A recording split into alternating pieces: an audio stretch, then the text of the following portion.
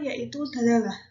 Dalalah secara bahasa berasal dari kata dalalah, bentuk masdar kata dasar dari kata dalla yadullu yang berarti menunjukkan, dan kata dalalah sendiri berarti petunjuk atau penunjukan dalalah. Sedangkan dalalah menurut istilah adalah penunjukan suatu lafadz nas kepada pengertian yang dapat dipahami, sehingga dengan pengertian tersebut kita dapat mengambil kesimpulan bahwa hukum dari sesuatu dalil nas. Tegasnya, dalil lafadz itu ialah makna atau pengertian yang ditunjukkan oleh suatu lafadz nas. Dan atas dasar pengertian tersebut, kita dapat mengetahui ketentuan hukum yang dikandung oleh sesuatu dalil nas.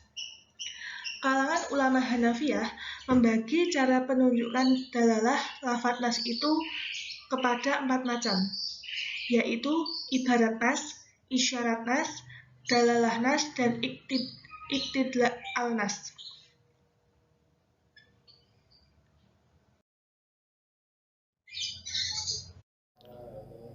Bismillahirrahmanirrahim. Yang B adalah tentang mafhum. Mafhum dibagi menjadi 2 macam. Yang pertama adalah mafhum muwafaqah, yang kedua adalah mafhum mukhalafah.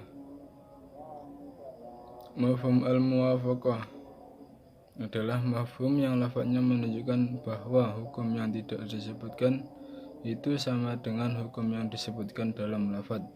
Dari segi kekuatan berlakunya hukum pada yang disebutkan, mafhum al-muwafaqah terbagi menjadi 2, yaitu mafhum al-aulawi atau disebut juga dengan fatwa al-kitab, yaitu berlakunya hukum pada peristiwa yang tidak disebutkan itu lebih kuat atau lebih pantas dibandingkan dengan hukumnya berlaku atau dibanding dengan hukum berlakunya pada apa yang disebutkan dalam lafadz.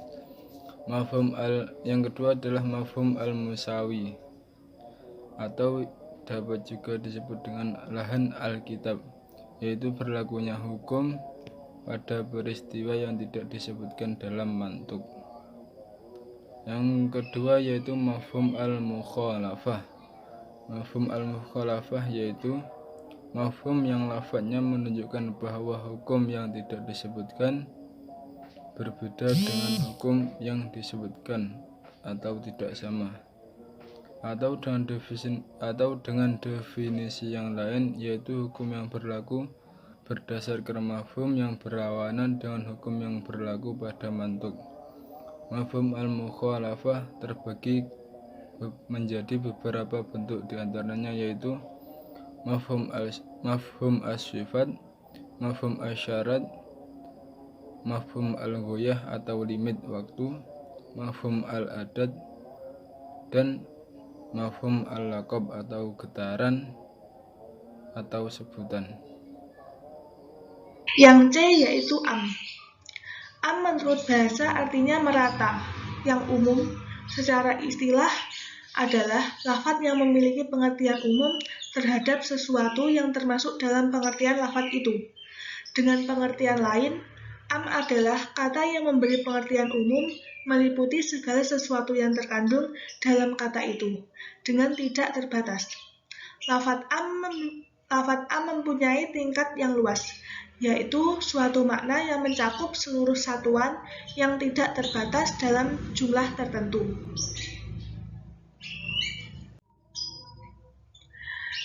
Dalalah lafadz am. Yang pertama, mazhab Hanafi berpendapat bahwa dalalah al-am merupakan dalalah qot'iyah, sehingga taksis tidaklah terlalu penting. Yang kedua, sedangkan jumhur Syafi'iyah dan sebagian Hanafiyah berpendapat dalalah al-am bersifat zanni, sehingga diperlukan taksis. Untuk itu dapat diduga kuat bahwa bagi kebanyakan Hanafiyah, persoalan taksis tidak perlu dipakai sebagai ukuran menunjukkan qot'inya suatu nas. Yang ketiga, jumhur ulama di antara Syafi'iyah berpendapat bahwa lafadz am itu zanni, dalalahnya atas semua satuan-satuan di dalamnya. Demikian pula, lafadz am setelah ditaksis sisa satuan-satuannya juga zoni dalalahnya, sehingga terkenalah di kalangan mereka suatu kaidah usuliyah yang berbunyi, suatu dalil yang am harus ditaksis.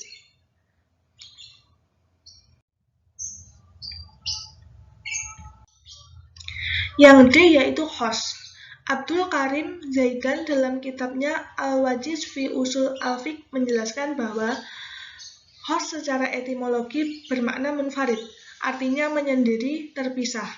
Dan secara terminologi berarti lafadz yang dari segi bahasanya menunjukkan individu tertentu secara menyendiri. Sebagian ulama mendefinisikan khos dengan beberapa pengertian. Wahbah Zuhaili dalam bukunya Usul Fiqh Al-Islami memaparkan bahwasanya khos adalah lafadz yang ditetapkan untuk menunjukkan makna perseorangan atau individu secara menyendiri. Dalam hal ini, khos mempunyai beberapa makna. Khos menunjukkan individu tertentu, misalnya nama-nama orang seperti Zaid, Burhan, dan Muhammad, atau menunjukkan satu macam seperti laki-laki, perempuan, ataupun kerbau, dan bisa juga menunjukkan jenis seperti manusia. Dan host juga berarti sesuatu yang menunjukkan satuan yang terbatas seperti 9, 100, dan 1000. Definisi host yang dijelaskan oleh Wahbah Zuhaili ini serupa dengan apa yang dikemukakan oleh Abdul Wahab Khalaf dalam kitab Ilmu Usul Al-Fiqh. Dalam kitab Qurrat Al-Aini disebutkan bahwa khos adalah sesuatu yang tidak mencakup dua hal atau lebih tanpa batas, tetapi sesuatu yang mencakup hal secara terbatas.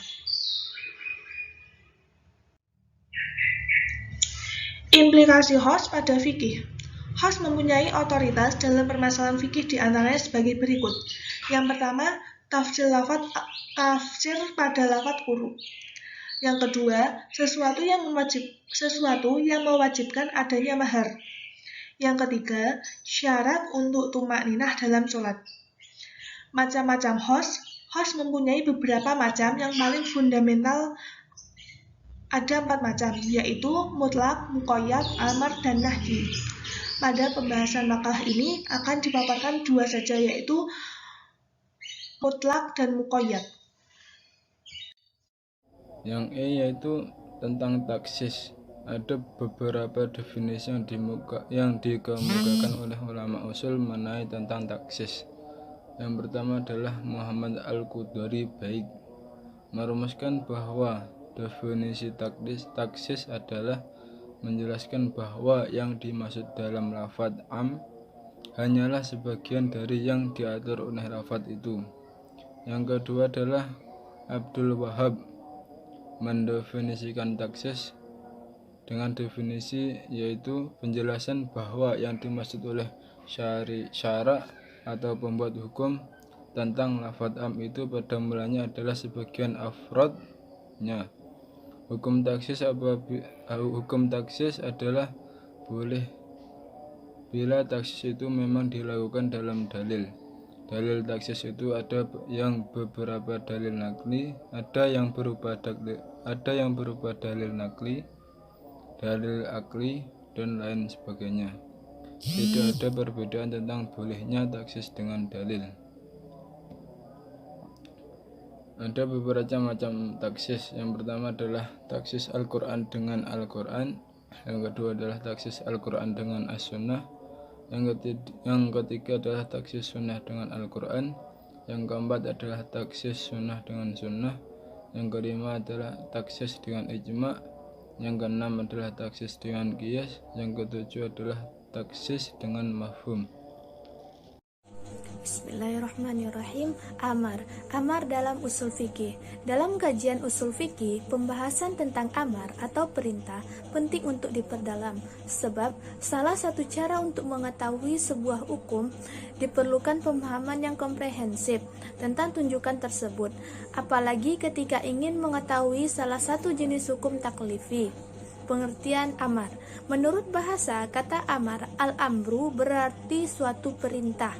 Disebut perintah karena biasanya karena ada pembebanan kepada pihak lain, maka bagi pihak yang diperintahkan harus melaksanakan sesuai perintah tersebut. Jika tidak terlaksana, ada konsekuensi yang harus diterima olehnya. Menurut istilah usul fikih, sebuah amar atau perintah yang bermuatan hukum syar'i adalah nas-nas syariah yang menuntut suatu perbuatan pada diri seorang mukallaf. Syarat yang harus ada pada kata amar atau perintah adalah: 1. Harus berupa ucapan perintah atau amar seperti kata uf'ul, kerjakanlah, unzur, lihatlah. 2. Harus berbentuk kata permintaan. 3. Tidak ada tanda-tanda qarinah yang menunjukkan permintaan itu berstatus tidak mewajibkan atau mengharuskan. 4. Datangnya permintaan itu harus dari atasan, sebab jika dari bawahan disebut doa. Nahi adalah tuntutan untuk meninggalkan perbuatan dengan cara penguasaan, dan bentuknya ialah jangan lakukan dan sebagainya. Pengertian yang senada dikemukakan oleh Abu Zahra bahwa nahi adalah tuntutan untuk meninggalkan suatu perbuatan atau larangan sebagaimana amar. Nahi juga merupakan suatu tuntutan meninggalkan yang harus. Menurut Abu Hamid Hakim menyebutkan bahwa nahi adalah perintah untuk meninggalkan sesuatu dari atasan kepada bawahan. Jadi, nahi adalah suatu larangan yang harus ditaati yang datangnya dari atasan kepada bawahan, yakni dari Allah Subhanahu wa Ta'ala kepada hamba-hambanya. Sehingga apabila lafaz yang khas dalam nas syar'i datang dalam bentuk larangan atau dengan bentuk khabar yang bermakna larangan, maka ia menunjukkan pengharaman. Artinya menghendaki meninggalkan terhadap yang dilarang itu secara tetap dan pasti.